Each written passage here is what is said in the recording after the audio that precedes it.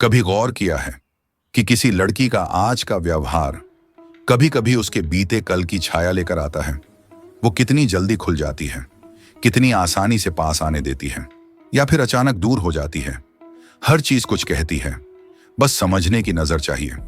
कभी उसकी कंफर्ट कहानी कहती है, कभी उसकी चुप्पी, और कभी उसका बदलता मूड।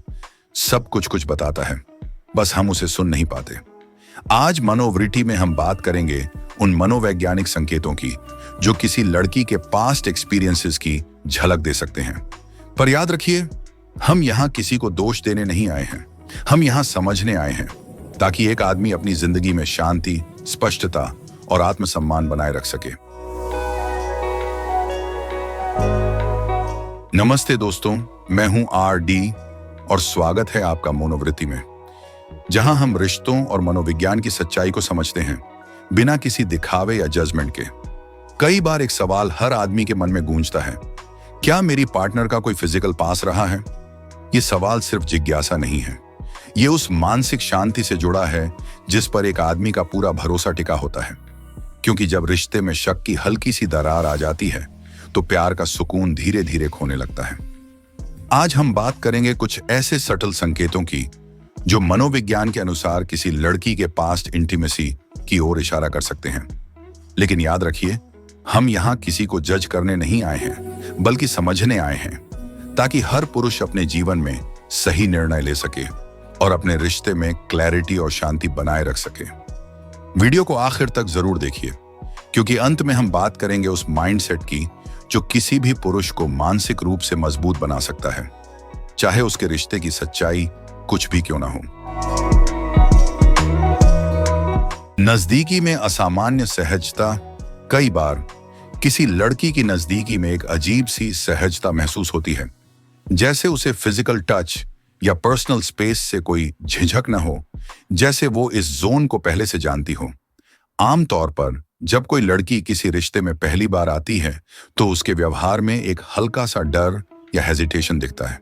वो धीरे धीरे खुलती है, हर स्टेप को सोचकर, महसूस करके बढ़ाती है। लेकिन अगर कोई शुरुआत से ही बहुत नेचुरली कंफर्टेबल लगे तो ये फैमिलियरिटी का सटल संकेत हो सकता है कि वो पहले किसी के साथ उस कंफर्ट जोन में रह चुकी है।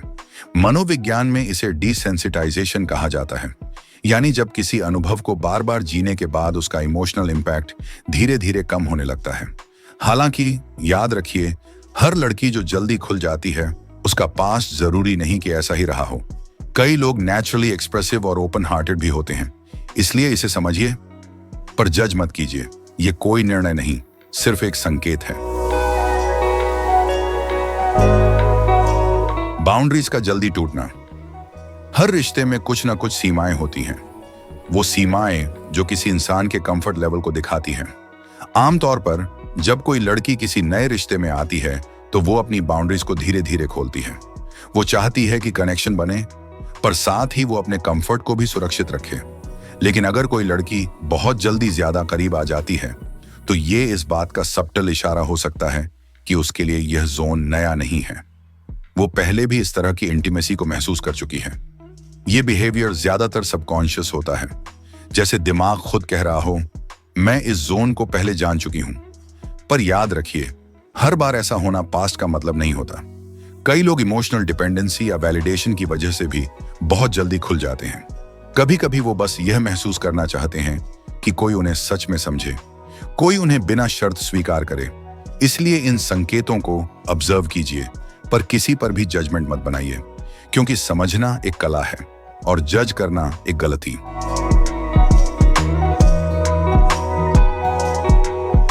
भावनाओं की गहराई में अंतर। Emotional depth versus casualness. जब कोई इंसान पहली बार किसी के साथ फिजिकल होता है तो वो अनुभव अक्सर बहुत गहरा होता है, जैसे शरीर से ज्यादा दिल जुड़ जाता है। वो पल उसके लिए खास बन जाता है, क्योंकि उसमें सिर्फ नजदीकी नहीं, एक मासूम भरोसा और नई भावनाएं भी होती हैं। लेकिन जिन लोगों के पहले से एक्सपीरियंसेस रहे हैं, उनके लिए इंटीमेसी का मतलब थोड़ा अलग हो जाता है। वो उसे एक नेचुरल या प्रैक्टिकल चीज की तरह देखने लगते हैं, कुछ ऐसा जो जिंदगी का एक हिस्सा है, ना कि कोई बहुत असाधारण घटना। ऐसे में उनका जुड़ाव थोड़ा ज्यादा समझदारी से, थोड़ा कम भावनाओं से भरा होता है। वो कहती हैं, ये भी लाइफ का हिस्सा है। उनके लिए वो कनेक्शन स्पेशल, कम, फेमिलियर ज्यादा महसूस होता है। लेकिन इसका मतलब ये नहीं कि वो प्यार महसूस नहीं करती। कई बार वो बस इमोशंस को ज्यादा मैच्योर ढंग से हैंडल करती हैं। कुछ इंडिपेंडेंट और इमोशनली अवेयर महिलाएं नेचुरली भी ऐसा सोच सकती हैं, भले ही उनका पास्ट कुछ भी ना रहा हो। इसीलिए इसे किसी नजरिए से देखिए नहीं, सिर्फ समझिए, क्योंकि हर किसी की इमोशनल डेप्थ अलग होती है और हर कहानी अपनी जगह सच्ची होती है।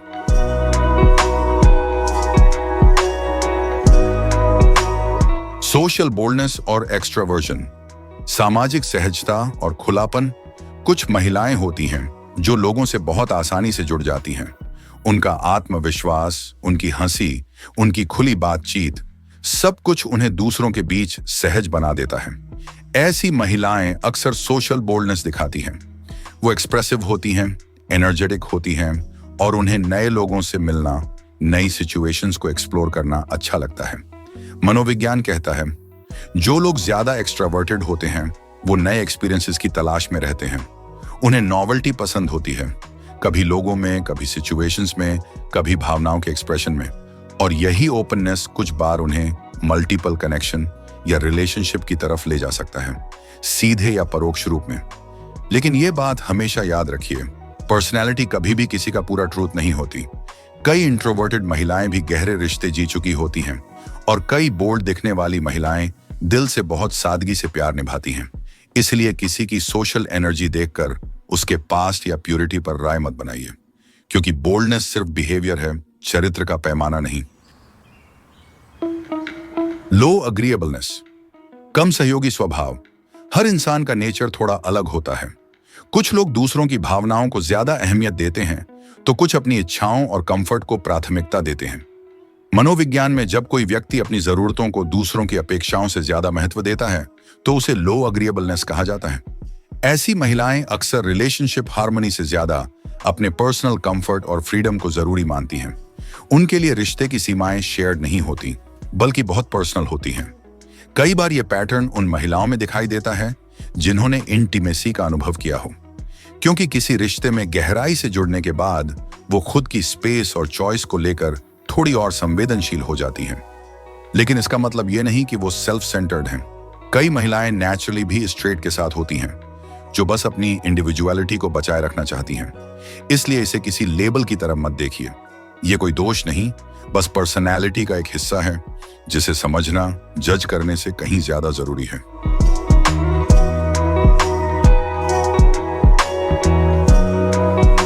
डार्क ट्रायड इन्फ्लुएंस, आकर्षण के पीछे छिपा नियंत्रण। कभी कभी किसी महिला का आकर्षण, उसकी मुस्कान, उसका आत्मविश्वास पहली नजर में बहुत सच्चा लगता है, पर कभी कभी उसी चार्म के पीछे एक हल्की सी चालाकी भी छिपी होती है जो हर किसी को दिखती नहीं। ऐसे लोग भावनाओं को महसूस करने के बजाय उन्हें कंट्रोल का जरिया बना लेते हैं। उनके लिए रिश्ता एक जुड़ाव नहीं, बल्कि आत्मसंतोष या वैलिडेटेशन का माध्यम बन जाता है। मनोविज्ञान कहता है ये प्रवृत्तियां अक्सर उन व्यक्तित्वों में पाई जाती हैं जिनमें नार्सिसिज्म यानी आत्ममोह या साइकोपैथी जैसे गुण मौजूद होते हैं।